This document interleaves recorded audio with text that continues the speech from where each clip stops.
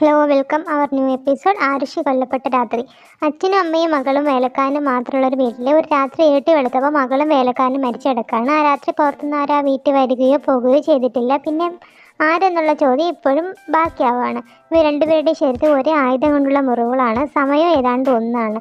പക്ഷെ ഇതാരാണ് ചെയ്തതെന്ന് ആർക്കും കണ്ടെത്താനായിട്ടില്ല.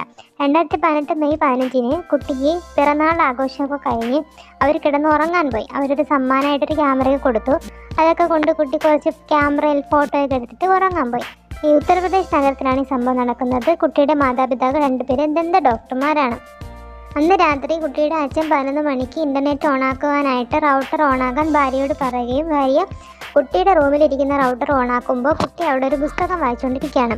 ഇവരുടെ വീട്ടിൽ ഇടയ്ക്ക് വല്ലപ്പോഴും ഒക്കെ ഒരു സ്ത്രീ ജോലിക്കായിട്ട് വരാറുണ്ട്. മെയ് 16 വേലക്കാരി വന്ന് കോളിംഗ് ബെല്ല് അടിച്ചു. സാധാരണ കോളിംഗ് ബെല്ല് അടിക്കുമ്പോൾ വേലക്കാരനാണ് വന്ന് കതക് തുറക്കാറ്. കാരണം ഇവർ രണ്ടുപേരും വൈകിയാണ് എണീക്കാറുള്ളത്. അങ്ങനെ ഇത് കുറേ നേരമായിട്ട് വാതിൽ തുറക്കാത്തത് കാരണം ദന്ത ഡോക്ടറായ ആ കുട്ടിയുടെ അച്ഛൻ വന്ന് ഡോറ് തുറക്കുമ്പോൾ ഡോറ് തുറക്കണമെങ്കിൽ 3 ഡോറ് തുറക്കണം. ഇവർ ഉള്ളിൽ കയറാൻ ആദ്യം ഒരു നെറ്റ് ഡോറ്, അത് കഴിഞ്ഞ് ഗ്രില്ലിൻ്റെ ഡോറ്, അത് കഴിഞ്ഞ് മെയിൻ ഡോറ് മാത്രമേ പുള്ളിക്കാരനെ കൊണ്ട് തുറക്കാൻ പറ്റുള്ളൂ. അപ്പം വിളിച്ചു പറഞ്ഞു പുറത്തുനിന്ന് പൂട്ടിയൊക്കെയാണ്, വേലക്കാരൻ വരട്ടെ, എന്ത് തുറന്നു തരാം. അപ്പം വേലക്കാരി വന്ന് എനിക്ക് അത്യാവശ്യമായിട്ട് പോകണമെന്ന് വേറെ തുറന്നു തരുമോ വെച്ചു. അങ്ങനെ പുള്ളിക്കാരൻ എന്ത് ചെയ്തു, താക്കോല് ബാൽക്കണി കൂടി താഴെ ഇട്ട് കൊടുത്തു. ഇവർ തുറന്നു കയറി അകത്ത് വരുമ്പോൾ കുട്ടിയുടെ അച്ഛനും അമ്മയും കൂടി നിലവിളിച്ച് കരയാണ്. കാര്യം എന്താണെന്ന് അറിയാൻ വേണ്ടി നോക്കുമ്പോൾ കുട്ടി മരിച്ചെടുക്കുന്നത്. എങ്ങനെയാണ് മരിച്ചെടുക്കുന്നത്? കഴുത്ത് അറുത്താൻ മുറിച്ചിട്ടിരിക്കുന്നത്. അങ്ങനെ പെട്ടെന്ന് ഇവർ ഓടിപ്പോയി നാട്ടുകാർത്തൊക്കെ പറഞ്ഞ നാട്ടുകാരെല്ലാവരും വന്നു. പോലീസ് വരുമ്പോഴത്തേക്കും ഒരു 50ഓളം ആൾക്കാരും കുറേ മാധ്യമ പ്രവർത്തകരും ഈ കൊല നടന്ന വീട്ടിൽ കയറി ഇറങ്ങിയൊക്കെ ചെയ്തു. അങ്ങനെ കുറേ തെളിവുകളൊക്കെ അങ്ങ് പോയി.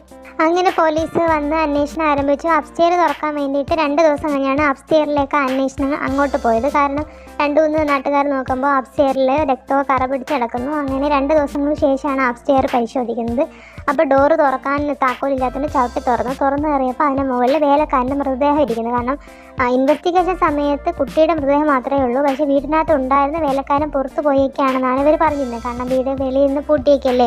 അങ്ങനെ നോക്കുമ്പോൾ ഒരു മൃതദേഹം അപ്സ്റ്റെയറിൻ്റെ മുകളിലിരിക്കുന്നു. ഇതാരതാണ് നോക്കാൻ നേരത്ത് ദമ്പതികൾ തന്നെ ഐഡൻറ്റിഫൈ ചെയ്ത് ഇത് ഇവിടുത്തെ വേലക്കാരനാണ്. പക്ഷേ ഇത് ആര് കൊന്നെന്നുള്ള കാര്യം അപ്പോഴും കൺഫ്യൂഷനായിരുന്നു. പക്ഷേ ലോക്കൽ പോലീസിനെ അന്വേഷിച്ച് പ്രതിയെ കണ്ടെത്താൻ സാധിക്കാത്തതിനാൽ ഗവൺമെൻറ് CBIന് അന്വേഷണം ഏറ്റി.